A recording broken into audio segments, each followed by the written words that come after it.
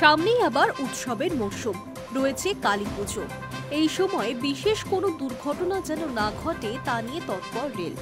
Sealdah division জুড়ে একাধিক গুরুত্বপূর্ণ ব্যবস্থা নেওয়া হয়েছে, যাতে যাত্রীরা অতিরিক্ত ভিড় ও যান্ত্রিক সমস্যায় বিপাকে না পড়ে। স্টেশনে অতিরিক্ত 10টি মোবাইল ইউটিএস এবং 17টি এটিএম বসানো হবে।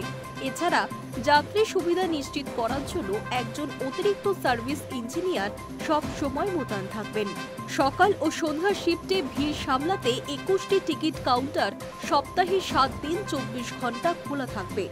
বিশেষ কাউন্টারে কাজ করার জন্য অস্থায়ী বুকিং ক্লার্কও নিয়োগ করা হয়েছে। পুজোর দিনগুলিতে বিকেল 5টা থেকে সকাল 7টা পর্যন্ত ট্রলি চলাচল বন্ধ থাকবে।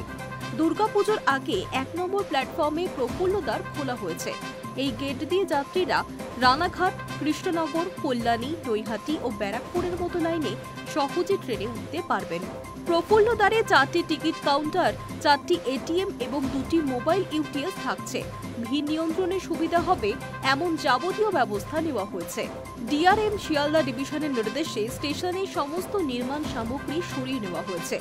শিয়ালদা ডানকুনি, শিয়ালদা বারাসাত এবং শিয়ালদা নৈহাটি লাইনে ঘন ঘন বিশেষ করে রাতের দিকে ট্রেন চলবে। বারাসাত, ব্যারাকপুর, নৈহাটি, খড়দা, বালিগঞ্জ, বনগাঁ, সোনারপুর, বারুইপুর, রানাঘাট ও বহরমপুরের ব্যস্ত লেভেল ক্রসিংয়ে বিশেষ আরপিএফ মোতায়েন থাকবে। স্বেচ্ছাসেবকরা ঝুঁকিপূর্ণ ক্রসিং গেটগুলিতে নজর রাখবেন। সব মিলিয়ে দীপাবলির সময় যাত্রীদের স্বাচ্ছন্দ্য, নিরাপত্তা এবং ভিড় নিয়ন্ত্রণে শিয়ালদা রেল স্টেশন ও ডিভিশন সম্পূর্ণ প্রস্তুত। Hi news network.